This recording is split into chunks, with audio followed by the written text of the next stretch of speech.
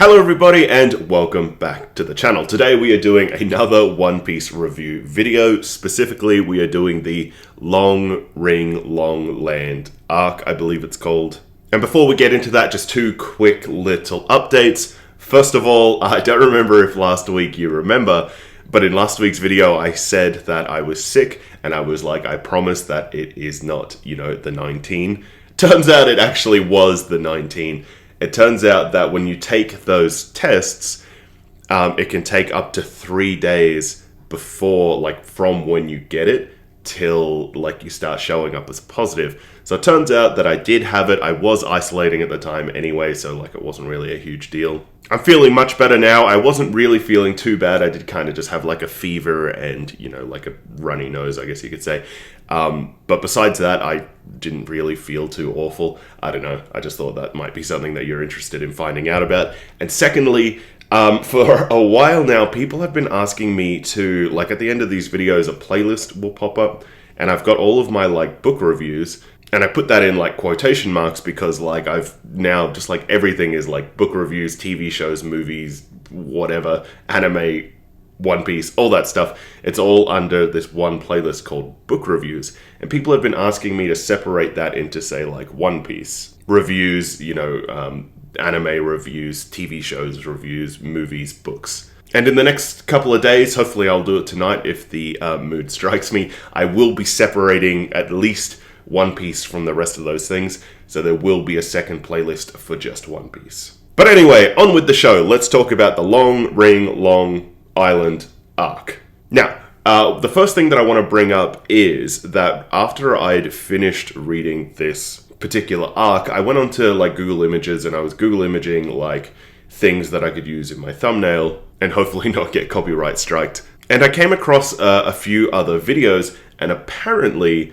Long Ring Long Island, apparently this arc is not very well liked. I came across a couple of reviews, both written and video style.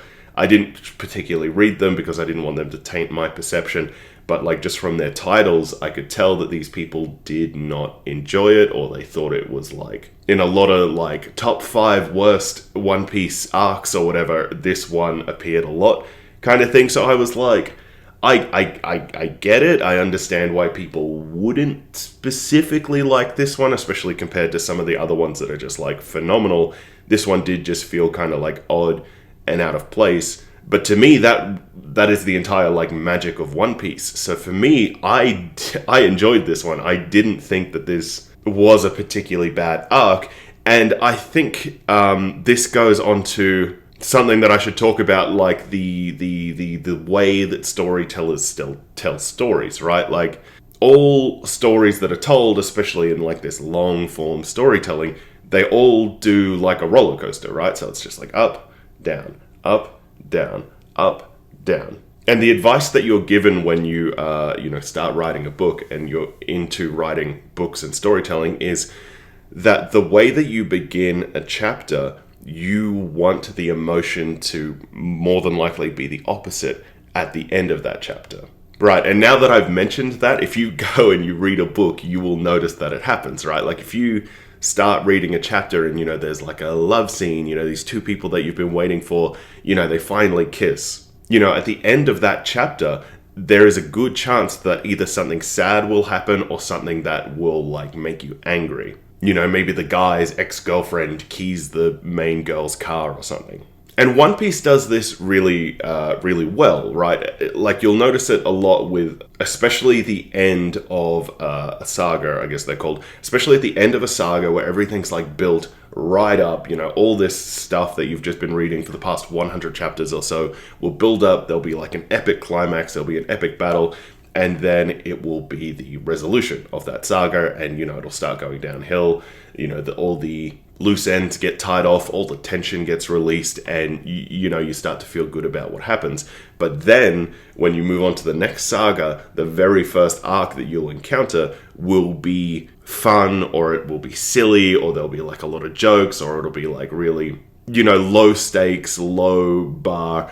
It's just kind of that eased tension from the last one, because the last one you read was so intense and high strung that it makes sense that in the next one you just kind of ease back into it. But the thing that makes One Piece so fantastic, and it was done incredibly well in this one, is that even when we are just getting this like goofy fun, it was just like they rocked up to an island where everything's like stretched out and elongated, and then these random people came and like challenged them to this random party game where they could lose their crew members. Right, even though we got like the goofiness, the silliness of it, there was still a lot of setup for the arc to come, like especially towards the end when we get that Marine captain rock up and he starts talking about Robin. And he's like, you know, she's had a bounty on her head since she was 8. It was a massive bounty. She's like a bad dude. She's a bad motherfudger.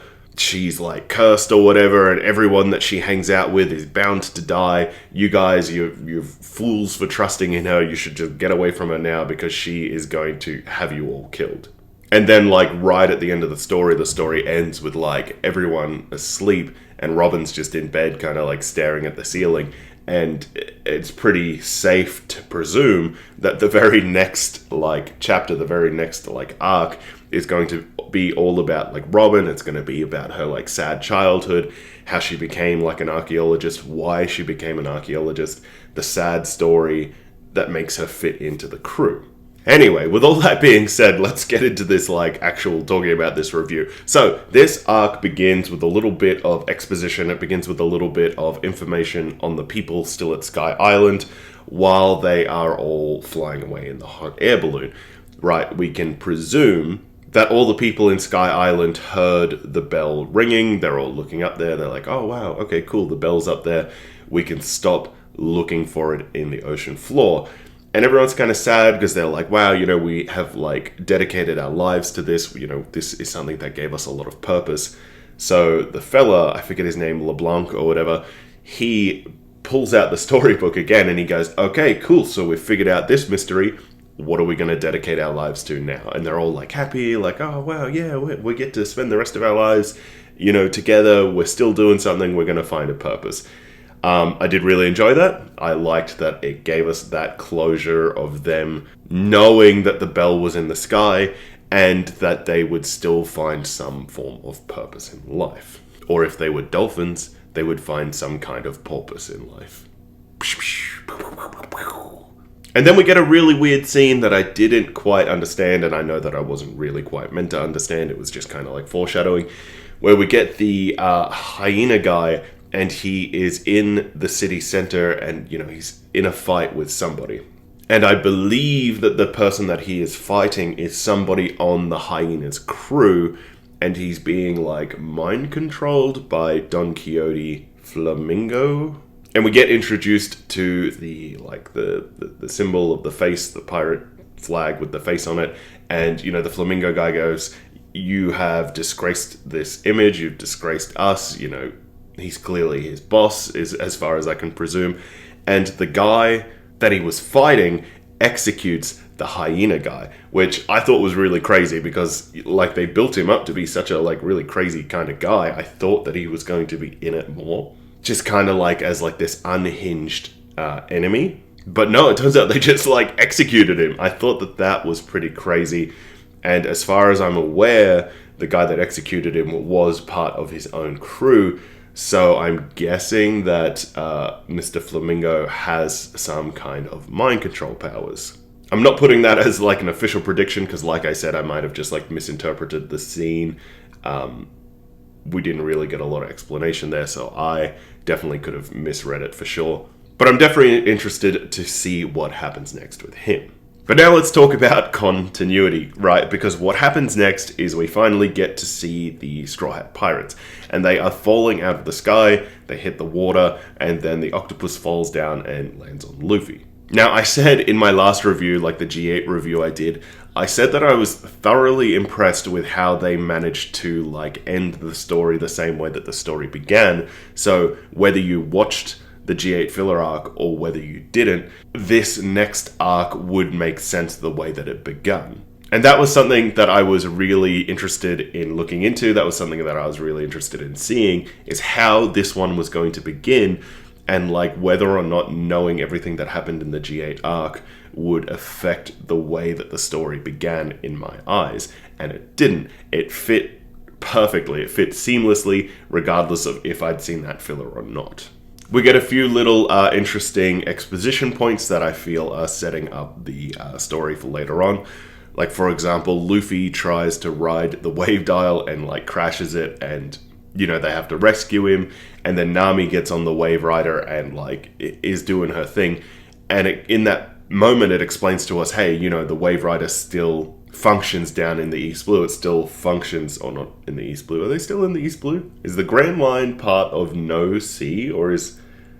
I guess the Grand Line would just be part of the Blue Sea? It wouldn't have like a north, east, south, or west associated with it because it's the equator, right? Is the Grand Line called just the Blue Sea, or is the Grand Line called the Grand Line? Or is it called something else? Please let me know what the name of the sea in the Grand Line is called. But anyway, in that moment, we get to see that the Wave Rider still functions down on the sea, and I feel as if that is, you know, Oda's way of saying, hey, look, we're setting this up right now. If at any point in the future we do it, it was set up now, it wasn't convenient, we didn't just pull it out of our butts, we're setting it up right now, we're doing the foreshadowing. Same with Usopp talking about all the dials. He said all of the dials still work, except for the cloud dial.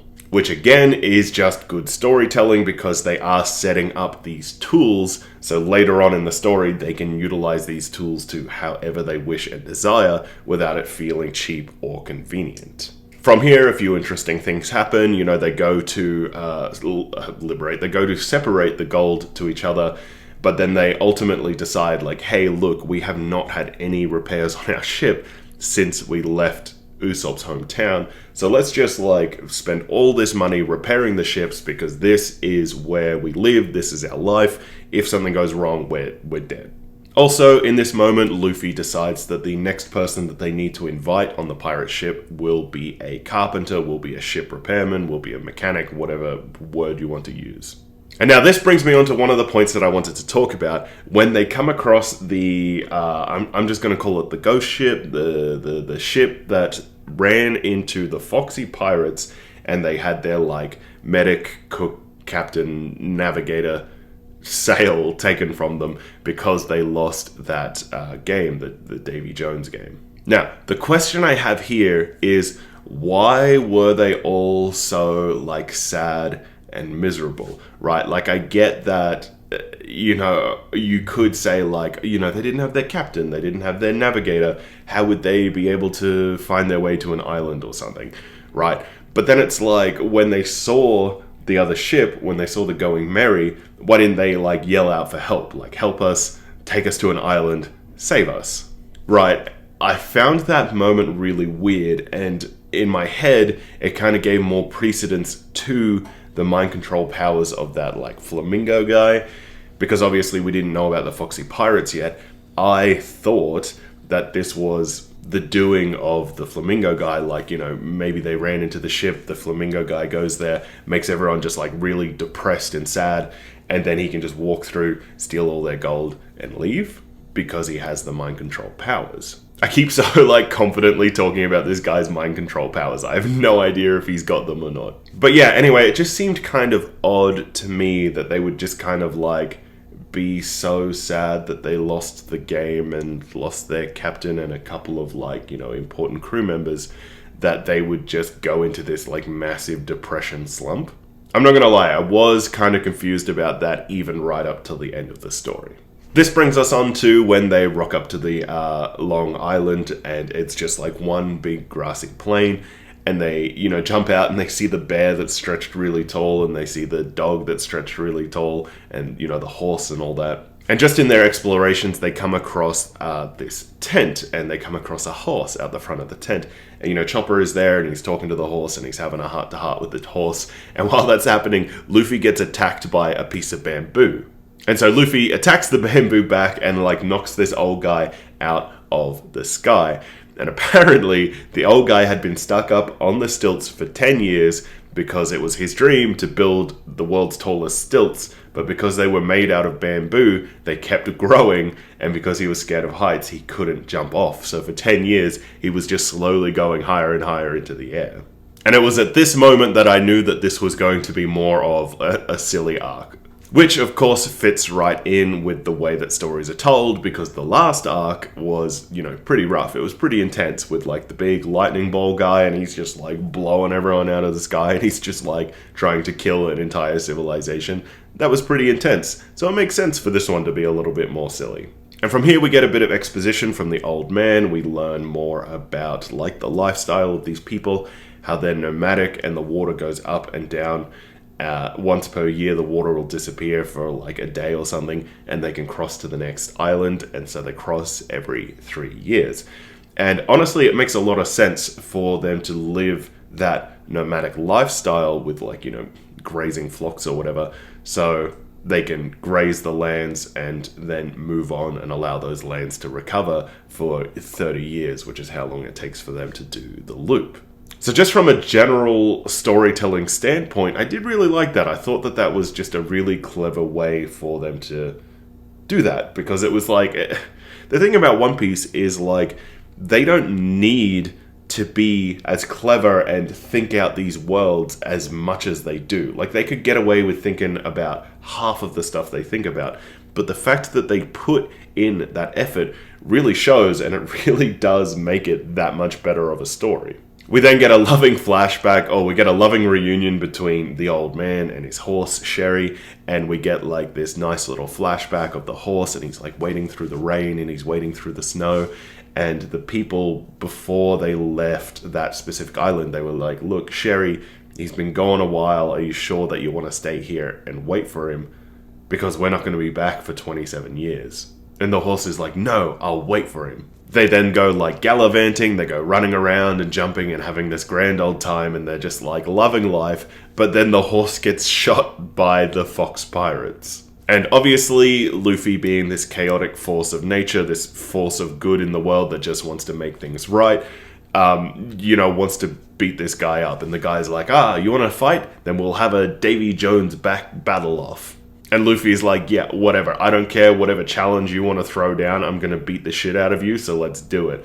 And then he inadvertently agrees to this big, ridiculous contest that they have, like, rigged from the start and they've been doing for years. So the Fox Pirates, they set up a big, massive carnival. There's, like, games and popcorn and fairy floss and all that. And they set up this big spectacle, and honestly, I did really like it. It did feel just kind of, like, really silly and dumb, and it felt like one of those, like, old 80s movies where, like, they're at a college or something, and they have to do some kind of dumb thing in order to not be expelled from the school or something. I don't know.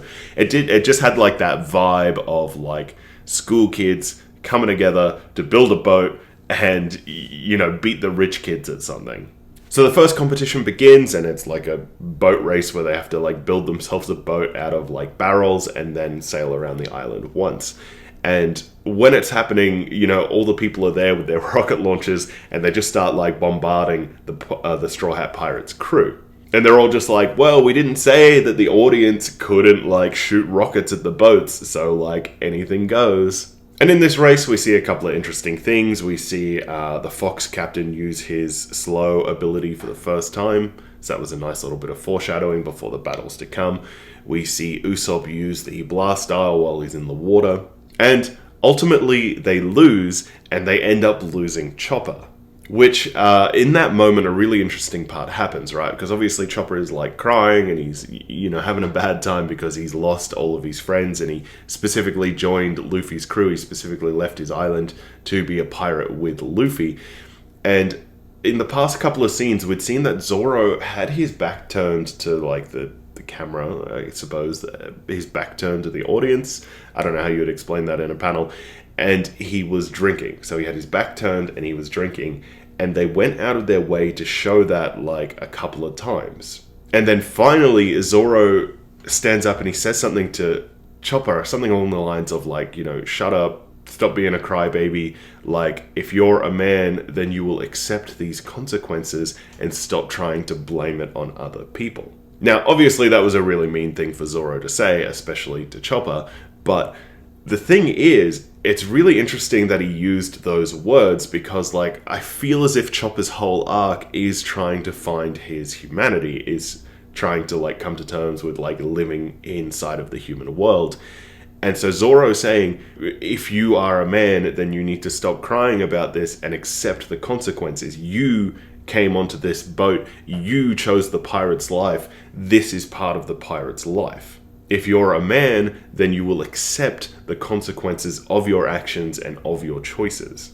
So I don't know. I don't know if in that moment Zoro was just like being a dick, or if it was just like, hey, you know, this is a throwback to Chopper's whole entire arc of like finding his humanity and finding out what it means to be a man, because he was kind of like struggling with that at the start. Something interesting that did happen during the boat race that I did want to bring up. So this didn't really have any kind of payoff later on, right? So during the boat race, it seemed like they were buttering up the crew, right? They were giving Luffy free food. Sanji was like surrounded by women. Zoro was given free rum. Even Chopper was given an apple. And in that scene, when they were like showing these people giving them all this stuff, I was like, oh great, the food's poisoned, so they're going to lose the next 2 rounds. But it turns out the food wasn't poisoned. They were just legitimately giving them free food, and the ladies were just legitimately into Sanji, and, you know, Zoro was just legitimately drinking rum. And it was really interesting to me because so many of those people must have lost those exact same games. So it was really interesting that they must have been like just welcoming in these new people into their crew, or like maybe it was like an empathetic reason, like, hey, we've been where you've been, have some food, like just enjoy the ride, enjoy the show, like there's no fighting it, just let it happen. Regardless of the reason of why they were so nice to the Straw Hat crew, I did really like the fact that that did happen, because to me it was just like a, hey, look, you know what, we've been in your position, here's some food, like let's just celebrate these new people joining our crew. And I thought that that was a really beautiful moment, that like, it was one of those just like blink and you'll miss it kind of things. But I'm really glad that they included it. Next we had round 2, where we got Sanji, Zoro, and it was meant to be Chopper, and they were playing basketball / soccer game, where one of the people had to have a ball on their head, and they were representing the ball, and they had to get them into the other team's basket. This was really just like a massive like bowl of silliness. It was just really silly, really just like great to watch. There wasn't really too much going on except for the whole like Zoro, Sanji, Bond thing, like, you know, fighting brothers. They're just like butting heads the whole time. Like from the very beginning, they're like, you're the ball, no, you're the ball. And then like they're fighting, and then Zoro has to give his swords away, and then they're like just kicking at each other's legs kind of thing. Right up until the point where like they're just about to end, and they're both just like lying down on the ground. And Zoro says something like, Cook, help me out for 10 seconds. And the Sanji's just like, yep, 10 seconds seems about right. And then they go and they just like beat the crap out of the other guys. And Zoro does like the super mega super dunk and slams the guy into the basket, ultimately winning. It was a nice little Zoro-Sanji moment. It was a nice little like, oh, hey, you know, we're fighting, but like when push comes to shove, we're on the same team and we will help out the way that we can. Although I will say something that I do want to mention, I've been keeping track of this over the past couple of arcs. Zoro's, I don't know, I don't want to say mantra abilities, but like his otherworldly abilities, I guess, maybe. I don't want to say magic either, but Zoro has had this like, the more that he trains both his body and his like mind and spirit, the more that he's been able to do certain things. And the example that I'll give is like back in Alabasta, I think it was, when he's fighting that guy and he's made out of swords, and he has that flashback to the moment where he's like, I have to be able to not cut the things that I don't want to cut, and I have to be able to cut the things that are impossible to cut, but that I want to cut. And it's like a very like spiritual swordsman moment. And I feel as if we got a good show of that in this one, because while he is there on that soccer field or whatever, and the enemy captain says, I want you to make a burger, and they all pull out their weapons and they're all doing their thing, Zoro fights one of the people and he goes, Dragon Twister no sword style, and you see like this spiritual dragon come out and he like flicks the guy away. So I don't know if that, like, the spirit dragon that you see is just like a symbolic thing, or if Zoro did like summon chi and like dragon blast this guy away. But either way, I'm just saying that I am watching closely to see what's going on with like Zoro magic slash mantra slash whatever the hell his specific thing is called. Alright, so moving on from there, we get the final challenge, or, you know, we get the moment after the second challenge where they have to decide on who they want to take, and Nami's like, let's take their captain, then we automatically win the third trial. But everyone's like, oh wow, what a jerk, that's such a cheap way to do it, what a jerk, like sure you'll win, but you're gonna be a piece of shit, do it if you want. And in the end they decide that they don't want to do that because they really just don't want to have that captain travel with them. So instead they get Chopper back. And that leads us on to the third trial, or the third competition, however you want to look at it. A fight between the two captains. Now, this moment was really odd and weird and bizarre to me. I didn't really understand the Luffy afro thing. I have a feeling that it has something to do with Rocky, right? Like Apollo Creed. I haven't seen those Rocky movies in like 20 years. So I don't know if he had an afro in those movies or not, but like, to me, that was the vibe I was getting. You know, he had the boxing gloves on, he had the afro. Like, I honestly didn't really understand what was going on with that, but there were a lot of like jokes that were centered around it. So if anyone does know what the main joke of that was, please do comment it down below, because I do feel like I missed a lot of these jokes because I was like, what is the afro for? Like, I just presumed that it was like a Rocky reference. And even later on in the fight, when like Luffy is on top of the deck and they're, you know, punching on towards the end of the fight, it does feel a lot like Rocky. Now, one of the things that I did enjoy about this fight with the Fox guy, and just like that whole Fox guy stuff in general, is it did remind me of like the silly ridiculousness that we did get with Buggy the Clown.